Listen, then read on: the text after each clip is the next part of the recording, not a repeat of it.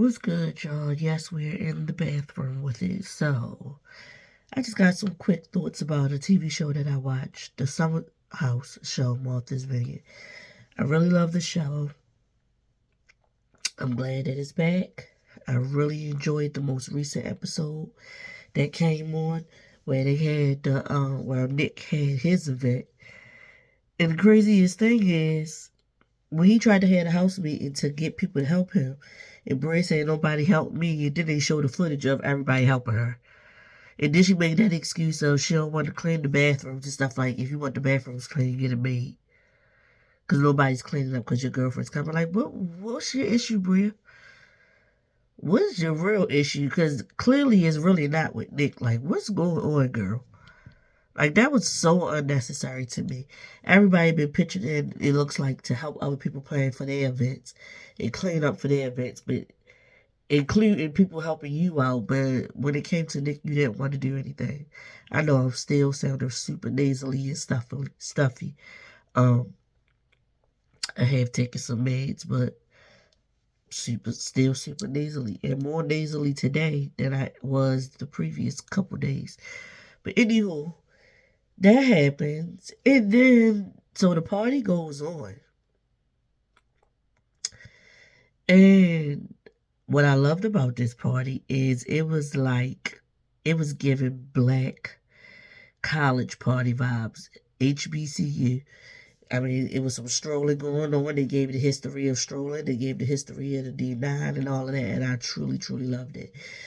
Uh, I never did that during my college days. I was a commuter student, didn't stay on campus, didn't participate in anything in undergrad or grad school. I actually went to an undergrad, HBCU for undergrad, and I guess my grad school was PWI. But and they got some racist things going on because apparently right now they are allowing D9 on their campus at the school that I went to, but the other Greek letter organizations are allowed, which is weird. Recently saw a video too on TikTok where the young lady was saying when you go to a PWI, you got to show them what strolling really is.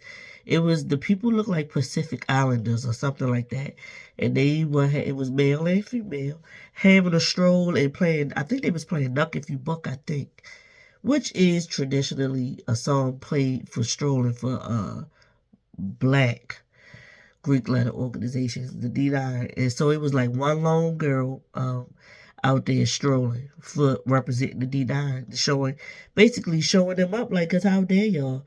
Like, can you ever create your own thing? Like, can you ever create your own stuff? But anywho, back to the show. I really loved this episode for all of that. But you know what was funny to me? I noticed Destiny from the latest season of Love Island. It was Love Island season 5. When they showed the girl that they said they thought was Jordan, I didn't realize it at first. She had this big hair. Her face was down. But then when they got into the stroller and they showed Noelle and AKAs, Destiny was one of them behind Noelle doing the dancing and everything. And I was like, oh, look at you over here on this show too. I liked her on Love Island. She had a good personality. But yeah. And then the other thing is Amir's girlfriend.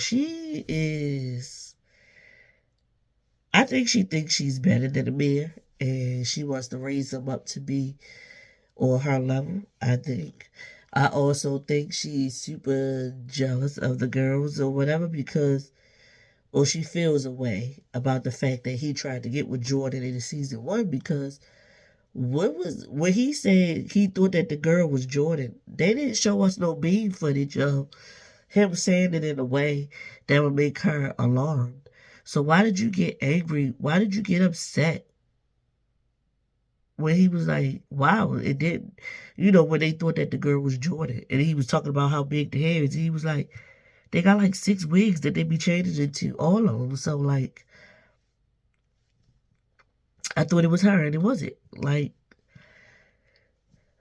don't understand her frustration, not frustration, maybe her annoyance or whatever at that scene. And then Bria boyfriend Simon. This was all about HBCU life, and this was celebrating that. And also, Nick was celebrating his line brother who passed from a freak accident. In his words, that's what he said he passed from. Handsome guy, too. I think he said his name was Bivens, or Biv, or whatever. His line number was 5. But Siren goes upstairs and puts on, like, you just gotta bring attention to you. You just had to make it about you. And you felt like you didn't belong as far as when they was doing all the HBCU stuff and you couldn't relate. So to get attention back on you or to break up how you feel about not knowing and not belonging to this culture or experience that they have had, you go upstairs and put on a freaking flamenco outfit and come back downstairs. And Brent had every right to be upset at him because in that moment, it was not about you and making you feel comfortable in a sergeant. You know, I don't know, not a sergeant. What's the word? I forget, but, like making you feel comfortable. Simon. It wasn't about you or Brent in that moment. It was about Nick and celebrating with his housemates and their guests. Celebrating Black college life, the culture, and what that's all about. And you gonna go upstairs and put that because you wanted to break it up. You felt like you couldn't relate, you didn't belong. So to take away the feeling of feeling like an outcast or not belonging, you go and put this flamingo outfit on, thinking that was gonna be funny and everybody was gonna joke about that, and you would feel better about not belonging or not feeling a part of the culture that they speaking on. Because that's what you was doing. Just silly. Simple and silly. That's all I got to say. This was Martha's Vineyard Summer House. I don't even know which episode number this was, but I know they said that this was day 10 of 15 days of them being there. Before I go, one last thing I want to say. Amir, you did not really apologize to Mariah for what you did. What you did made her blow up at Bria. So basically, her and Bria already had a little bit of tension between them. And then the whole thing with the laundry made it blow up, spill over, and blow up even more. And you kept it to yourself that whole time and let them get into it. And Bria put her hands on Mariah. Mariah defended herself. Mariah got put out of the house or whatever and couldn't come back. And then when she asked you to apologize for it, you say, I'm sorry, but your actions is not because of what I did. Yes, it was. If you had never put that stuff in it, like they would have had an issue or tension build or whatever and had a talk. It might not have led to the physical that it led to into Mariah getting put out of the house. We don't know that. But what we do know is you did what you did, which was a domino effect, and it made them came to blow up or whatever. And you really don't want to take accountability for that. You keep putting it on them. Well, you made the decision. You made your choice. You a jerk for that. A real live jerk.